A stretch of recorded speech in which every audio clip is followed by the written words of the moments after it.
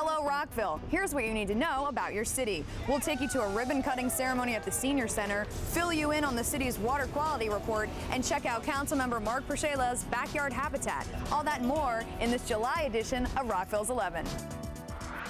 The Senior Center now boasts a newly expanded wing, including a brand new fitness center. We were there for the ribbon-cutting ceremony for our number 11 story. The 12,000 square foot newly renovated and expanded fitness area was officially opened at a ribbon-cutting ceremony. The new space includes an exercise studio and a state-of-the-art fitness room. The 6-year project was funded through generous grants from the state of Maryland, the Department of Energy, and Rockville Seniors, Inc. Longtime Senior Center member and current Volunteer of the Year, Betty Briscoe, is excited with the completion of this project. Unbelievable. I did not think it would ever happen in my time, and I'm thrilled to death that we accomplished this. Betty and others like her will now have the chance to take advantage of the new exercise equipment, renovated lounges, as well as all of the amenities offered at the Senior Center. It's all part of the city's commitment to aging in place, encouraging seniors to stay healthy and active as they age. It's also the mission of Maryland Secretary of Aging, Gloria Lala. This expansion will mean a lot for this area because we are emphasizing diet and exercise to cut down on medications. So this is our formula for success. Seniors are living longer, much longer in larger numbers. And so we want them to live a healthy quality of life. This is a part of the whole scene. This helps us reach our goal. It's just wonderful when I see how much people are not just enjoying this, but how wonderful it's going to be to improve the health of everybody who comes in here and does this thing. It's exciting to see people try out all the machines. It's a wonderful feeling. A warm inside, a warm outside. A real achievement for the city of Rockville, for the Senior Center, for all of our seniors. It's a tremendous thing to have happened. It's a wonderful place, very friendly, very welcoming, and they will find many good things that you will be glad to be able to do. So come and join us. Come on over. Exercise, keep that diet going, and we all live longer, happier, healthier lives. For more information on the newly expanded Senior Center, go online to rockvillemd.gov/seniorcenter. Longtime Director of Rec and Parks Burt Hall recently retired. We had the chance to sit down with him and get his reflections on his last 40 years with the city for our number 10 story. College Gardens Park is an example of a very special city project for Burt Hall. This park is a great story, and it's a good story to tell about why I really loved working here in Rockville. It was very controversial when it first was proposed. The neighborhood was against it because it was going to take up such a big piece of the park. But a number of years ago, the staff from Public Works and Recreation and Parks got together with the neighborhood and really came up with a new paradigm to build the stormwater management pond, but also rebuild and modernize the park. In addition to this park, Hall has helped to build and maintain many parks and facilities during his time with Rec and Parks. He says it's all part of the mission of this department.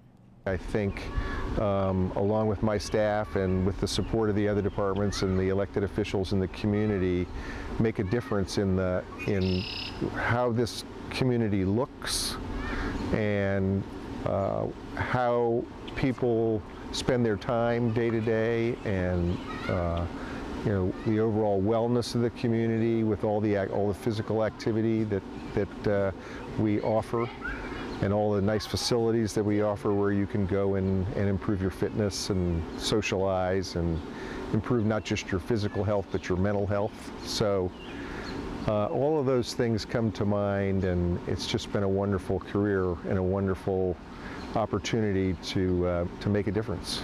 Burt Hall started with the city in 1973 as a part-timer with the swim center, and he just never left. I was going to take a break after college and work for a little while and then go on to graduate school, and started at the pool, and here I am 40 years later. Hall is credited with leading the charge with such projects as Hometown Holidays, the Rockville Rotary Twilight Run Fest, and the Antique and Classic Car Show. Hall oversaw the development of new facilities and parks while serving as director, including Maddie J.T. Stepanek Park, the development of the Twin Brook Community Recreation Center, Croydon Creek Nature Center, and Thomas Farm Community Center. He led the development of the city's Bikeway Master Plan and participated in key partnerships with community organizations such as RBVA, Community Ministries of Rockville, and the Rockville Sister City Corporation. Hall oversees one of the largest departments in the city. So what does it take to manage that many people? I'm there to support them, to make sure that they have the resources to help them through the controversies when they come up, and you know, the budget process, and try to smooth the edges and keep things going, keep things coordinated. Burt is a committed, dedicated person who takes his work seriously with a passion, but does take the time to enjoy the product that he's taken time to make. One thing that I really noticed from Burt, and I've taken as a part of my career, is that he always takes the time to say thank you. Every year at Hometown Holidays and every event that I work, he takes the time to stop me and say thank you for your work. And to me, I really appreciate his effort in making sure that people are recognized for their work. I just can't imagine how he spends so much time as he does at meetings in the evenings with the mayor and council, with citizens associations and so forth. So he's just very involved. At meetings, I would ask him a question about something, some detailed question. He would know the answer. It always amazed me how thoroughly he knew the answers. Burt Hall's legacy with the city will live on in the parks, facilities, events, and programs that he has helped to create. As far as one last message to his dedicated staff, I'll tell you what I want to say to my staff is thank you. Thank you, thank you, thank you for supporting me, for supporting the department, for working hard, for supporting one another. We've had a very special group over all these years who, you know, when somebody has had troubles in their lives, sickness or a sick child or whatever, people will just step up and immediately jump in and help out and support. I'm one person out of a full-time staff of over 150 people and a part-time staff of hundreds and hundreds of people, and I just really appreciate my relationship with all these people and what they have done, what we have been able to do together over all these years. the results are in for the city's annual water quality report, and we're happy to announce a new program that taps into the city's water system for our number 9 story. Your water is safe. That's the report on the city's water quality. It's an annual report that's sent home to residents every July, and Deputy Director of Utilities Judy Ding is pleased with the latest results. We did not exceed any of our limits. Again, no violations, and we're serving quality water. Rockville's drinking water comes from the Potomac River, and the city's water treatment plant treats on average 5 million gallons of water per day, delivering drinking water to more than 46,000 people who live and work in Rockville. When you pay your quarterly water fee, you're paying for the cost of the city's water infrastructure, labor, and supplies to keep your water clean and safe. The remaining residents and businesses are WSSC customers. Ding is proud that WSSC and the city are now being held to even stricter standards. We have just completed about 1.5 years in a partnership for safe drinking water. It's a voluntary program that tries to improve upon our water quality on a voluntary basis. And our own water treatment plant operators signed themselves up to subject themselves to improving and optimizing our water treatment processes. With the latest water quality stats showing that Rockville's water is exceeding national standards in cleanliness and drinkability, it's perfect timing for the launch of the city's Tap It program. Tap It is a nationwide network of businesses that have agreed to provide the public with free tap water refills for their reusable water bottles. It was created as a program to provide people on the go with a real alternative to bottled drinks. The Tap It program just makes a whole lot of sense. Rockville's water is very, very affordable. It's making use of the resources that we have. We're not throwing away disposable bottles and filling up the landfills. It's environmentally sound all the way around. The Tap It program is part of the Council of Governments that encourages businesses to offer free tap water refills to residents and visitors. Here's how it works. So first, for businesses, you can sign up for free and become a partner by going to tapitwater.com, and you agree to provide free Tap It refills to the public. And then you're included on the tapitwater.com registry, so people can search for you, and you're included on the map. And then if you're a citizen walking around in the area, you can look on your iPhone, you can look on the website, or you can look for a decal in the window, and you know you can go to the establishment and fill up your water bottle for free. The Tap It program encourages residents and visitors to drink more tap water because it's clean, but also it's easier on your wallet. For more information on the city's water system, go online to rockvillemd.gov and search water.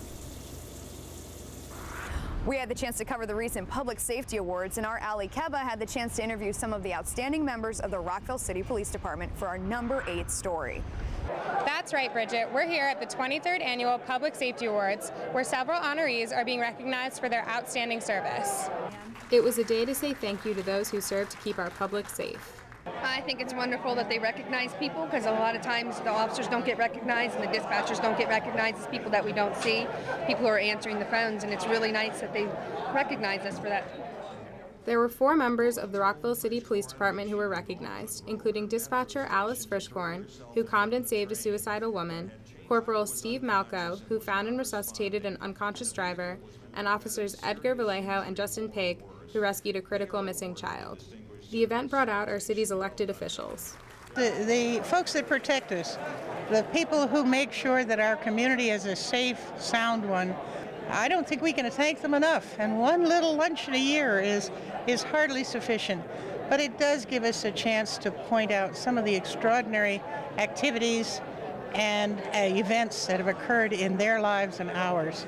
And I find it a very moving day. This is a wonderful day when we can say thank you and recognize all of our public service employees. And for so many, we just take it for granted that this is the way our world is, the way our city is, and it's nice to take today to say thanks for everything. We all know about their bravery and personal courage, but they're communicators. You know, they have to talk their way into things, they have to talk people out of things, they have to communicate information to doctors who are on the phone, whatever. And I just thought, in addition to the personal courage, the communication skills are top-notch. Rockville City Police Department is a professional agency. It's cutting edge. We have a lot of great equipment, a lot of great officers, and we just strive to be the best we can every day. For Rockville's 11, I'm Ali Keba. Teaching self-defense techniques is something Chief Terry Treshik has done for years. We had the chance to check out a recent Senior Center self-defense class, and our Chris Pfeiffer has the story. We're at the Rockville Senior Center, where Rockville Police want to promote safety and awareness to Rockville senior citizens. And it shows that, you know, the City Police Department is interested in the safety of, you know, Rockville and the citizens of Rockville. That's the report from Lucinda Hall, a Rockville senior who's recently attended Chief Treshik's senior safety class.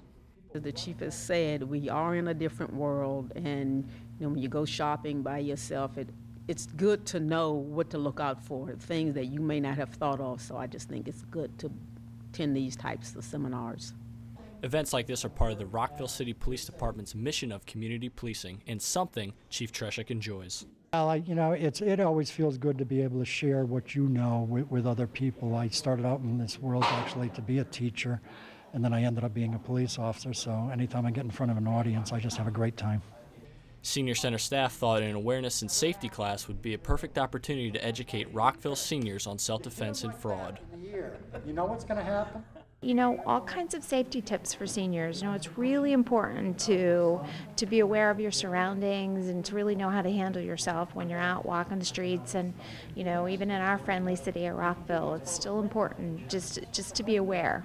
According to the National Crime Prevention Council, studies show that seniors may be more likely to be targeted by telemarketing scams than any other age demographic.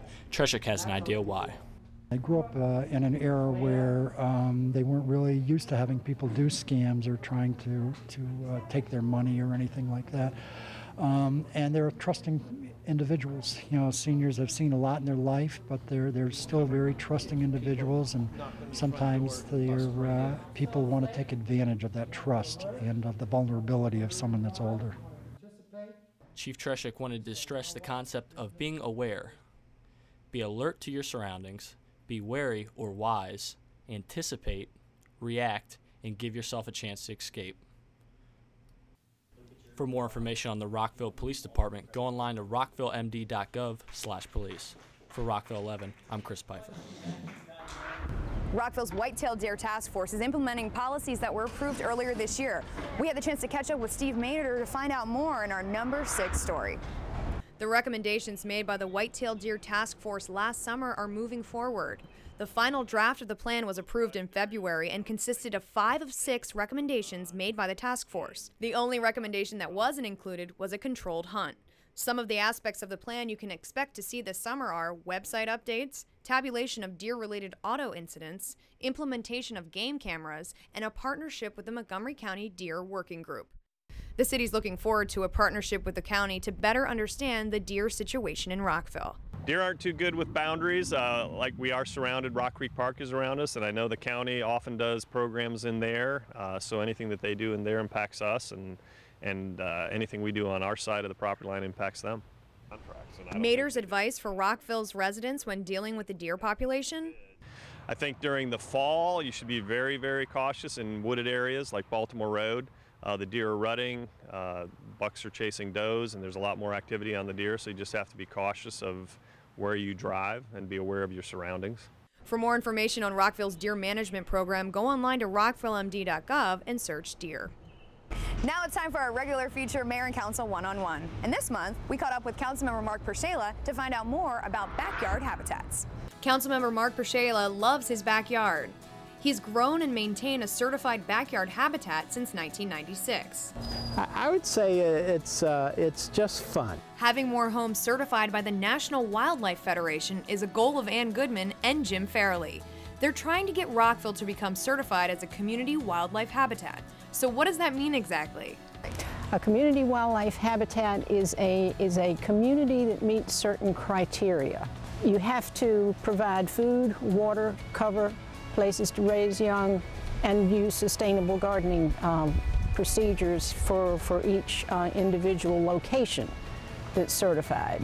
There are many benefits to creating a good place for animals to live and raise their young, including restoring ecosystems and increasing biodiversity. We're trying to increase awareness of sustainability issues, suggest ways that people can reduce water runoff from their property, clean up the water so that we're not polluting so much, and appreciate the importance of the creatures in their yard. You can help the city to become an official community wildlife habitat by creating your own habitat and seeking certification with the National Wildlife Federation. I think more people would qualify if they just knew about it and bothered to apply, and others could qualify. What we think is a good thing about this program is that people who have just the minimal amount of information or the minimal amount of criteria will think about what they can get in the future and do as we did. But I gotta say, it's just a more fun backyard. You know, there's no straight line to mow, and you know, it looks better, I think, and it doesn't have to be that neatly trimmed suburban lawn anymore. For more information on how to create a backyard habitat, go online to the city's website at rockvillemd.gov and search Backyard Habitat. The city of Rockville will be rocking all this summer during July and August. We wanted to find out more about all the fun summer events happening for our number 4 spot. Grab your lawn chairs and blankets to enjoy free entertainment, whether it's a magic show, live music, or skateboarders demoing trips and flips. The free-for-all shows are open to the public and free for the whole family to enjoy. For all you runners out there, get geared up for the 27th annual Rockville Rotary Twilight Run Fest on July 21st. One of the most popular summer races in the National Capital area, the Twilight Run Fest consists of an 8K, 1K, and a wheelchair division race. At this unique event, the race doesn't begin until twilight, and upon crossing the finish line, runners are in for a rocking night at a summer block party in Town Center. Go online for more details at rockvillemd.gov/events. To top off summer in the city, Rockville holds the annual Uncorked Wine and Music Festival on August 25th. Indulge in some of Maryland's finest wines as you enjoy musical entertainment and cooking demonstrations. Registration for wine tasting is $15 and open to those 21 and older. Admission is free for the live concerts and cooking demonstrations. Go online to rockvillemd.gov/events for more information. You can cool off from the heat in the Glenview Mansion Art Gallery during July and August with 2 free art shows this summer. Don't miss the free community receptions on the opening days when you can meet the artists and enjoy performances. Go online to rockvillemd.gov/events for more information. You can also add some spice to your summer. Throughout the season, the city will host 2 weekly farmers markets at midday on Wednesdays and on Saturday mornings. Make the most of the season's flavors with fresh fruits and vegetables and enjoy local music during lunchtime as you eat or shop. Whether one or all of these great events catch your eye, let Rockville help to make this summer one to remember. You'll find something for everyone in the family, and you'll always find the community spirit that makes Rockville fun. Go online to rockvillemd.gov/events for more details.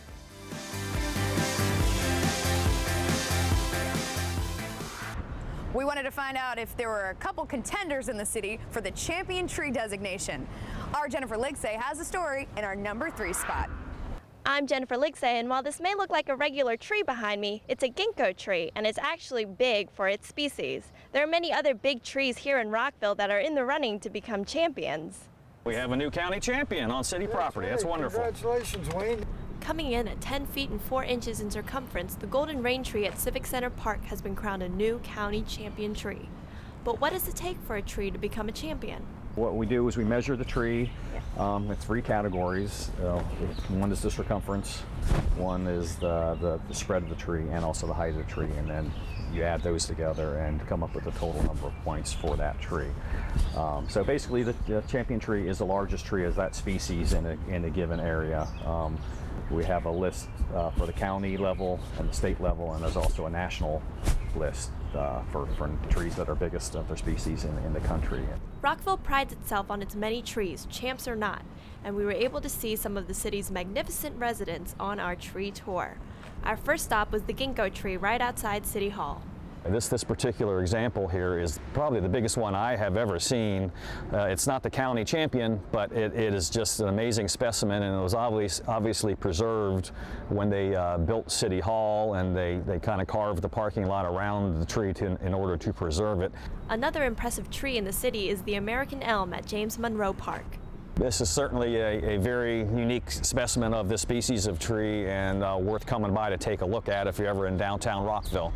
We were surprised to learn that the city is already home to a number of other county champions. The next tree on our tour here in Rockville is a county champion smoothleaf elm here at the Rockville Civic Center Mansion. So if you're ever out at the Civic Center, please stop by. It's on the right rear corner of the mansion, accessible to the public. Please come by and take a look. It's a beauty. The box elder in Grandin Park has also been crowned a county champion for its species and has seen over hundreds of years worth of storms and disease, just like all other champion trees.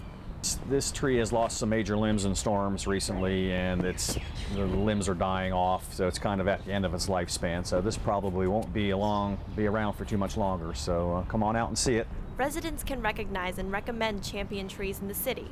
Visit the county's website at mcmdforestryboard.org for more information. For Rockville's 11, I'm Jennifer Ligsay.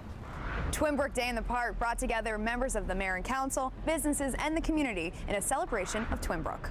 And what are you guys doing today? Having fun in Twinbrook. It was a day all about celebrating community. Twinbrook Day in the Park brought together residents, businesses, and members of the mayor and council.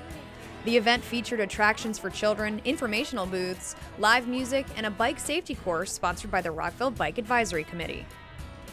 This event is important for the community because we try to highlight, number 1, the beauty of the community, number 2, the character, and number 3, we just want to make sure that people in Rockville and in Twinbrook actually get to know about the different services and all the different opportunities that the city offers for all residents, not just the residents of Twinbrook, but also the residents of Rockville in general.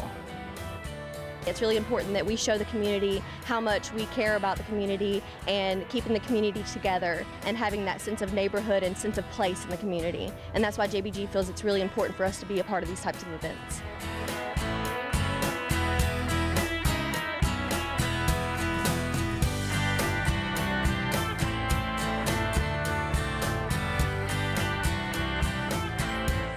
It's a way of getting to meet people, to see what people are up to. That I've learned of a few nonprofits I'd not heard of before, just by walking around the tables. It's terribly important that we support our communities, our neighborhoods, our community centers that offer places for recreation and visiting and whatnot. It's education, so it's a good thing to be here. our main point is make sure that people understand that Rockville is here for the community and working with the community. For more information on events and activities happening at Twinbrook, visit their website at rockvillemd.gov/Twinbrook.